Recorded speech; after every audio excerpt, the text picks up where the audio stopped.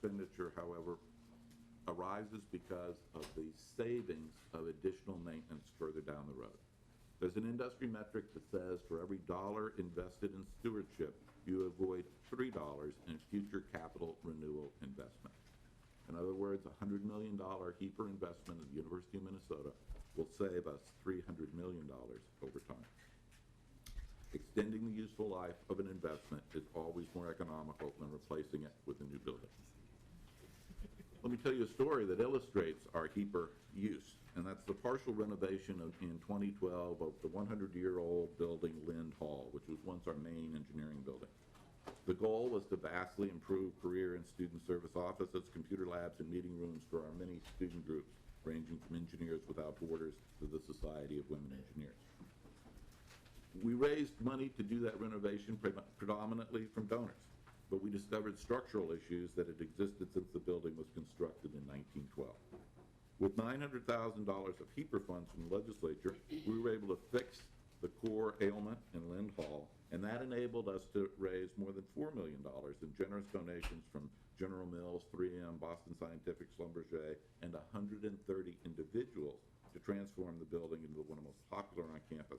Hundreds of students use this revitalized facility every day.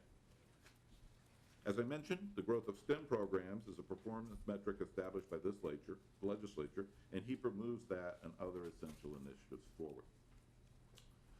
The asset renewal theme is linked to our request for support of academic and student experience investments on our Crookston, Morris, Duluth, and Twin Cities campuses.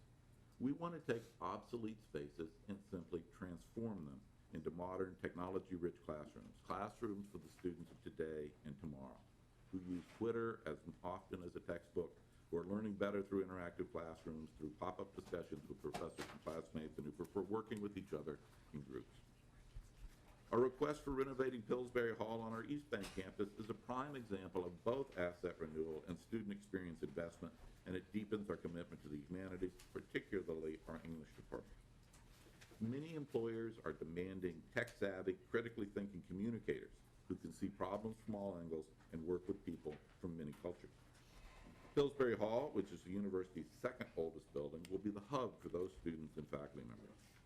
Pillsbury Hall is absolutely my favorite building on the East Bank campus, and it's majestic. But it's worn out and tired after more than a century as a science building and with only one set of restrooms. Apparently, they weren't so important in 1889. Our goal is to create a space for 6,000 students in our College of Liberal Arts, the largest college on our Twin Cities campus. Pillsbury Hall has a story that represents a turning point in the history of our university. In 1889, former Governor John S. Pillsbury donated $150,000, which is about $4 million today. And he was intent on building a complete science hall and a complete university, which in retrospect paved the way for the broad, interdisciplinary, top-ranked research university that we are today. Let's turn now to our request and the strategic commitment to health sciences and STEM education. Our medical school and all of our health sciences are central to the health of Minnesotans, as we train 6,200 health science students every year and supply about 70% of all of the health professionals practicing in the state. We are known nationally for our interprofessional approach to health science education, training physicians, nurses, physical therapists, dentists, and other providers together with a patient-centered and team-based approach. This new health science education facility will help recruit and retain the best students and faculty. As you know, as a result of Governor Dayton's Blue Ribbon Commission and with the support of the legislature, the state invested $30 million in the medical school recurring in 2015. One of my top priorities as president has been to move the medical school back to where it belongs among the nation's top ranked and to improve our patient care and training.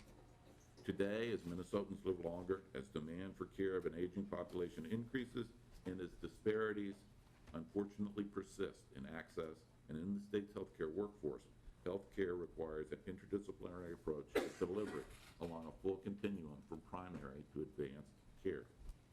This health sciences educational facility will be a centerpiece and go a long way to drive the momentum we're now experiencing in our academic health center.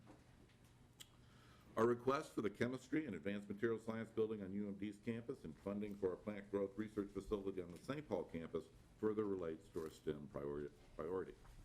UMD's current chemistry building is 70 years old. It's a virtual antique in its ability to handle 21st century chemistry.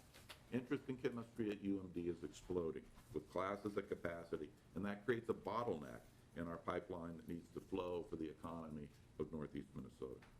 We propose construction on the UMD campus of a state-of-the-art laboratory to support our students, to attract top faculty, and to partner with local industries and employers. Mr. Chair and members of the committee, I'm a chemical engineer, and believe me, you cannot do your chemistry lab projects at home in your kitchen, or at least you shouldn't, and you certainly cannot do them online.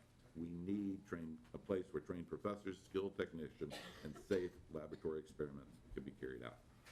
Our students and faculty truly need a new chemistry and advanced material science building at UMD.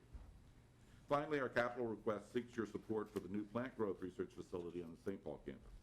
Our current faculty, as some of you have seen, has windows that are falling out, a foundation that's sagging, and the rare plants there are endangered. Among those rare plants is the famous stinky corpse flower, which was in the news last month, with about 6,000 people coming to the greenhouse to smell the flower.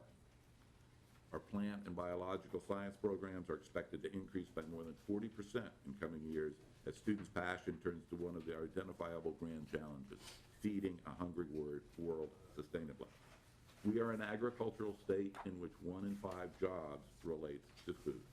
And that chain all begins with plants and crops and the research we conduct around them and for which we are known around the world. To wrap up, our capital request demonstrates our commitment to being good stewards of all our campuses, preserves and revitalizes precious and historic assets, seeks to invest in critically thinking students who will emerge as community leaders, understanding our world from all perspectives. And finally, it focuses on preparing our students for the STEM jobs of today and tomorrow, while keeping Minnesotans healthy and our healthcare delivery system poised for decades of progressive patient care. Mr. Chair, I can stop there for questions, or I can proceed with our supplemental budget if you would prefer. President Kaler was just going to point out that I understand the science building project in Duluth is ready to break ground this spring if funding is available.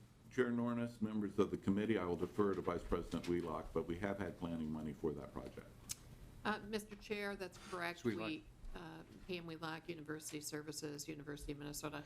We did receive from the state previously some funds to begin the planning. We are actually moving that forward aggressively and would be ready to move forward with the construction soon after the appropriations are finalized. Any other questions from members before we move on to I see none. Oh, Representative McDonald. Thank you, Mr. Chairman. Question for President Kaler regarding your alumni and the donations. I see that Bremer Bank made a very generous donation and several others on the website, the alumni website. Just wondering, are alumni allowed to make a sizable or a donation that for asset preservation? And have they in the past year or continue to do for your projects upcoming? President Kaler. Chair Nornis, Representative McDonald. Asset preservation projects are, to use the vernacular, not very sexy. So they are difficult to sell to donors. We have a fairly successful process of encouraging donors to donate to new construction or to substantial renovation, particularly when that creates a naming opportunity. But to donate to the bread and butter keeper kinds of projects, it's hard for us to find people willing to do that. Mr. Chair. Representative McDonald. Thank you. And then what was the, I couldn't find it on the alumni page, but total donations for, if you had that information, or if you can share that for 2015. President Kaler. Chair Nornis, Representative McDonald, the University of Minnesota had a record year in donations last year. We raised $351 million from 78,000 donors. All right. Very good. Very good. I think at this point we can proceed with Fritz. Fritz and Ryder? Thank you. Or not? Chair I don't know who's Nornis. No, I'm President Kaler, you go ahead. My training Resume. wheels on. We're going to see if I Yes. can do all of these for you today. I would, to Representative McDonald's point, mention that one of those donations was a $25 million donation from the Minnesota Masonic Charities, which was used to help construct the new ambulatory care center, which is just opened near the university. So let me turn, Mr. Chair, to our supplemental budget request. We have developed this request in a targeted way with statewide impact and an addressing of immediate need. We're seeking $19 million in one-time money to improve cybersecurity to protect our students, faculty, and staff system-wide and our business operations. Technology helps to run our university with more than 60,000 highly tech-centered students, more than 25,000 employees, and thousands more prospective students and their families accessing our network every day. That's a top priority for us. It is part of an overall larger network upgrade. This $19 million would address the cybersecurity portion of that for our system. Secondly, we are seeking $3.6 million on a recurring basis for Mining Innovation Minnesota, an initiative to revitalize our state's mining region. It's a region and an industry that we have been so instrumental in advocating for over the years, and for which our research, including the taconite process, has contributed in a major way. To keep Minnesota healthy, we're seeking a $3.25 million recurring investment and a one-time $2.5 million state investment in our community university healthcare clinic and rural dentist associate program, which supports training sites in underserved Minnesota communities. The Community University Healthcare Clinic, COOC for short, educates more than 230 academic health center students each year. And we are seeking $10.5 million on a recurring basis to restore two critical healthcare programs formerly supported by UCare, which lost its funding from the state. And these dollars will support family medicine clinical training in Duluth, Mankato, and the Twin Cities, and our traveling mobile dental clinic. So, Mr. Chair, in closing, please allow me to point out in your 17 House districts combined here today, we have more than 5,000 students who are your constituents on our 5 campuses. You have about 1,500 university employees living in your districts, and there's a grand total of 33,351 alumni in your districts who have earned nearly 43,000 degrees, many of them professional or advanced. Their lives and the lives of their families were transformed because of the impact of the University of Minnesota. And they know that a strong university equals a prosperous Minnesota. Your support of our capital and supplemental budget request will help make our university even stronger and our state even more prosperous. Thank you for your attention. I have with me 2 colleagues, Professor Linda Behringer and student Nick Wilson, who would like to offer testimony. We can do that now, or I can stand for your questions. Well, we'll see if there are any questions for you at this time. If not, we'll move forward with 2 more testifiers. I was just thinking, when you talked about mining, I heard today that there was a trainload of taconite that just came to Duluth, and it's loading on a ship. It'll be the first ship loaded with taconite to leave Duluth probably in some time. So that's a positive sign, I think, for that part of the state. Very good news. Yeah. Okay, who was first here? Please identify yourself for the record, then proceed. Yes, Chair Nornes. I am Linda Behringer, faculty at the University of Minnesota. Chair Nornes and members of the committee, good afternoon, and thank you for this opportunity to speak with you about the university's capital request from a faculty's perspective. As I said, I'm Linda Behringer. I'm a professor at the university with appointments in nursing, medicine, and public health. And for the past 3 decades, my teaching and my research focus has been on the health of young people, how we can raise responsible and resourceful children, particularly those living in challenging environments. With faculty and colleagues, I've partnered with in clinics, public health agencies, middle schools, high schools, and after-school programs all over our state. And I've taught hundreds of health providers in the past 30 years in medicine, nursing, nutrition, psychology, public health, and social work, and they now work in every corner of the state. I was born and raised in Minnesota, and like many of you, I'm an alum of the university, graduating with a PhD in educational psychology. It's a field where the focus is on the ways in which people can most effectively learn. So let me pose a question to you.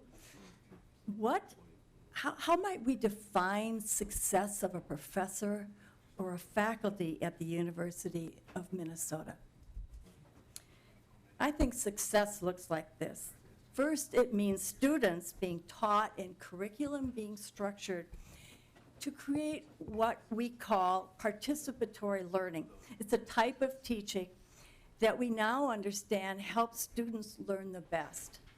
Imagine students working in groups in a single classroom or in multiple classrooms through interactive technology, like I've done simultaneously with graduate students in Duluth and Rochester while sitting in a classroom of graduate students in the Twin Cities.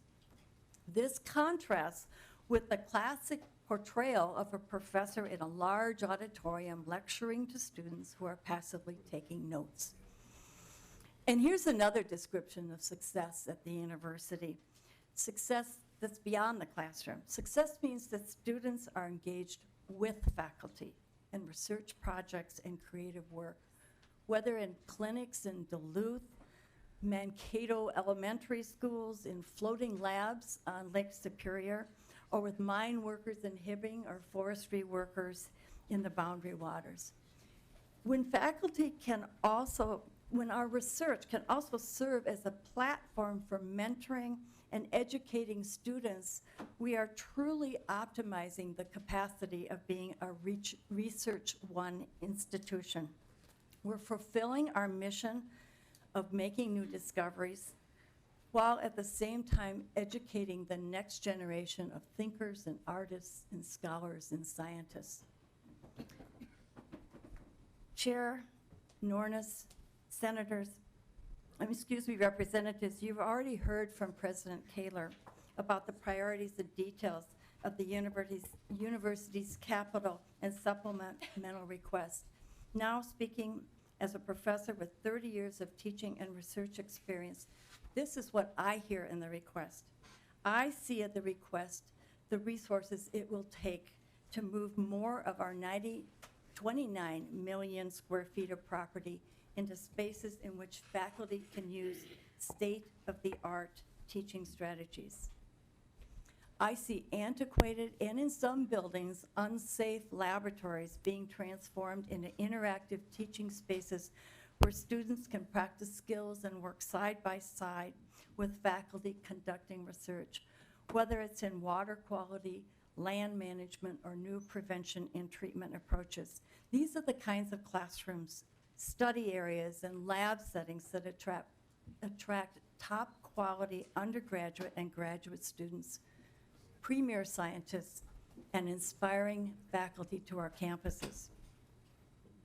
I'd like to take a moment to share a personal story of how the university has been transformative in my life, and I'm certain in the lives of thousands of women in Minnesota over the last decade. Chair Nornis and members of the committee, 1 year ago, almost to the day, I was sitting on a Senate Higher Ed committee listening to a professor from the medical school talking about the advances and discoveries in antibody research in breast cancer. At that moment, I was interrupted by a call from my doctor who told me that my breast biopsy, done the day before, showed that I had cancer. And it was a particularly aggressive type of cancer. It was a surreal moment here at the Capitol as I sat on the South Steps trying to absorb what I had just heard. Over the past year, I've received 17 infusions, changed hair color, and of the exact type of antibody developed and tested through randomized clinical trials at the University of Minnesota. And it was the same antibody described last March at the Senate hearing. Today, 1 year after beginning treatment, I am cancer-free. I'm deeply grateful for the medical school's research and development that has made this possible.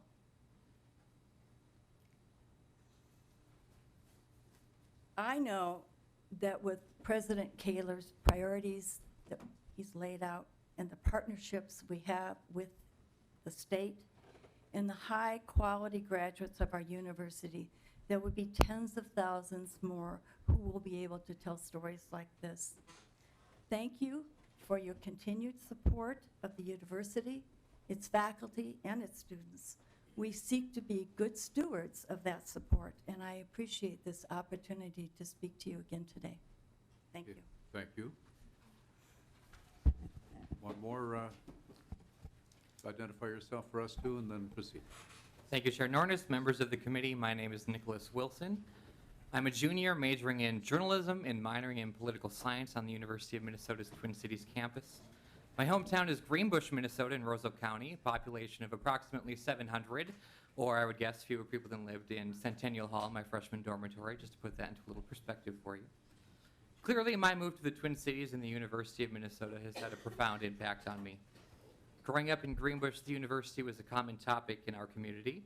I come from a family farm, and the University of Minnesota Crookston was at the forefront of agricultural research in our area. My family farm directly benefited from the research conducted by the Crookston campus. The variety trial research on spring wheat, soybeans, barley, and various developing crop varieties made my farm and those of many farms in northwest Minnesota more successful. Soil fertility and insect pressure research have also had a significant positive impact.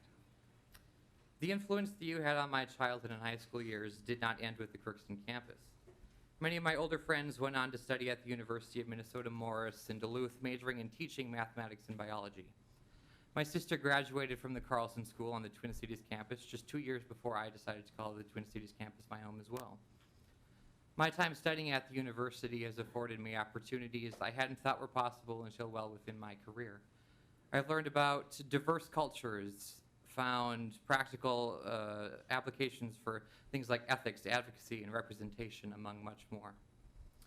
As the executive director of the Association of Big Ten Students, I'm an elected representative serving 500,000 students nationwide. As the executive director of the Minnesota Student Legislative Coalition, I'm an elected representative serving 63,000 Minnesota students across all 5 university campuses. The resounding concern I hear from my peers is the costly and ever-rising price of education.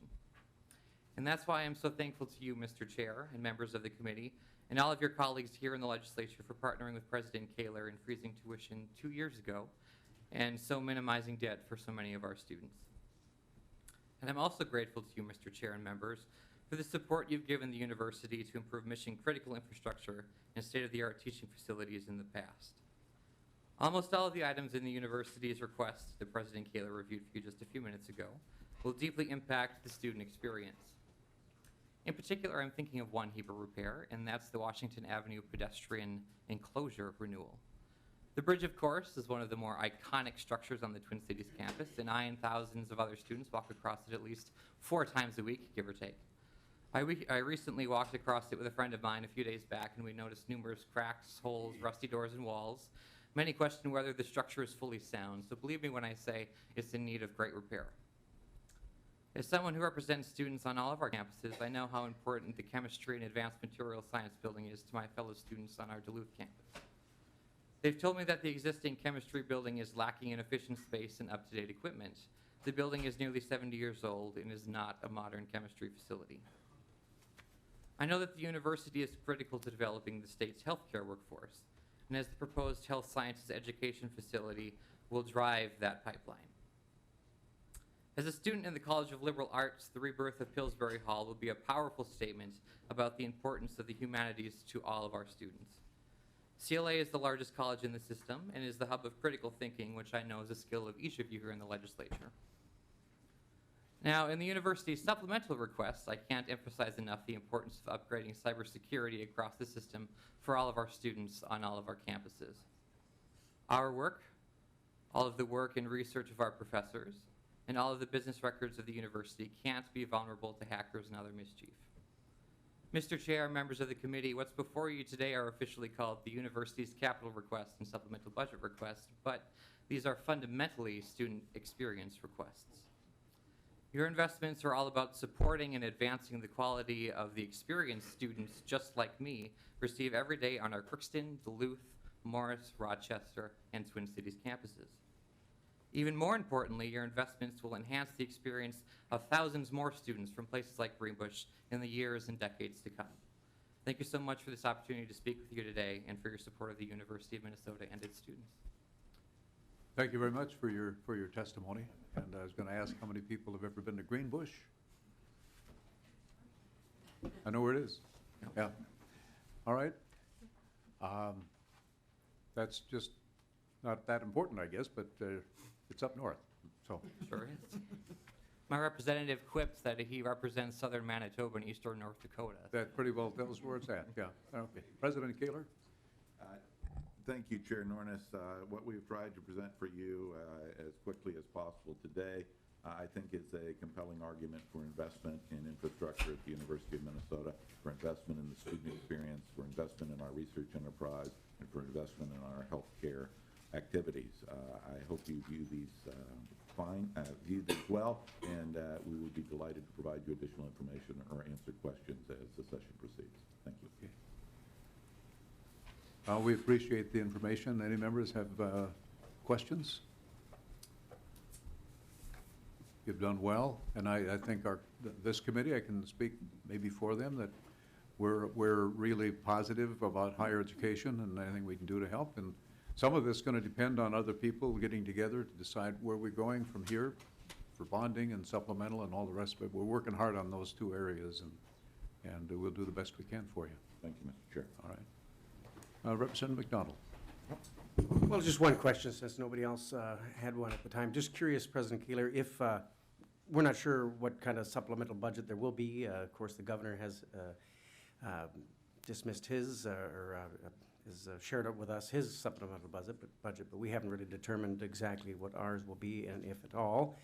So what are the plans if one is not to the ask that you are asking? What's the... Chair Nornis, Representative McDonald, obviously some of these things will not get done. Our Department of Family Medicine will not be as strong as it is now. There will not be as many residency slots as there is now. The availability of dental care in greater Minnesota will not be what it could be. The mining industry will not be able to make the advances we believe we can fund.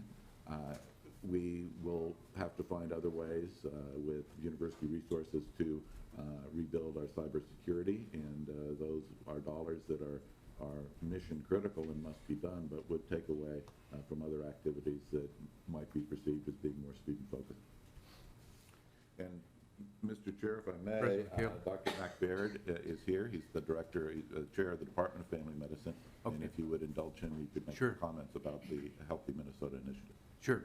Go ahead, just tell us your name and then proceed. Yes, my name is Mac Baird. I'm the professor and chair of family medicine and community health at the University of Minnesota. And I have 3 degrees from the University of Minnesota and grew up in southern Minnesota in a small town. And Representative McDonald, one of the things that happened to the family medicine residencies across the state, we're the academic sponsor of 8 of them, is that they wouldn't collapse immediately. I wish I could sort of declare that there was a fire burning. But what happens is, over time, they dwindle. The faculty take more highly paid jobs.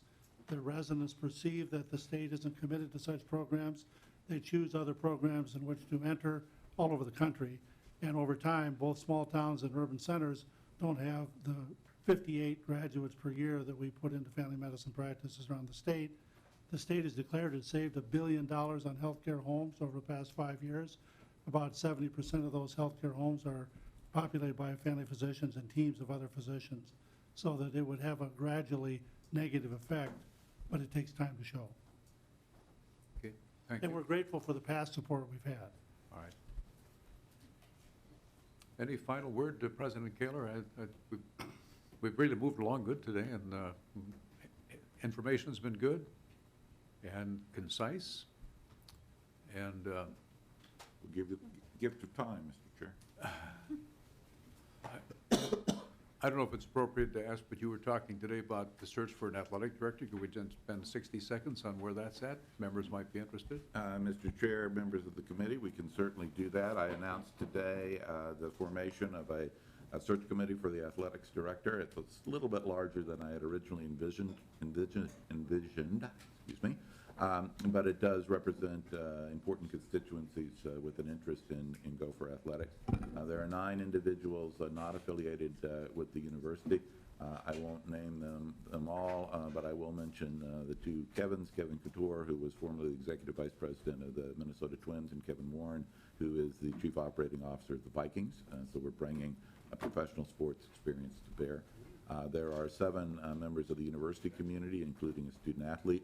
The search is chaired by Catrice Albert, who's the Vice President for Equity and Diversity, and Perry Leo, who is a professor of aerospace engineering and a faculty athletic representative. These are experienced folks, and I'm looking forward to their work together with a search firm we've retained called Turnkey, and we will look for, find, recruit, and hire the best person possible to run Gopher Athletics. Is there an anticipated timeline?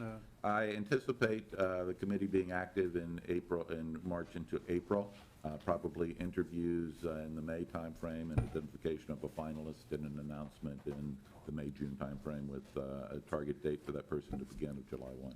Okay. Well, thank you. Since there are no further questions, I think we have come to the end of our committee. So thank you very much for being here, and we are dismissed.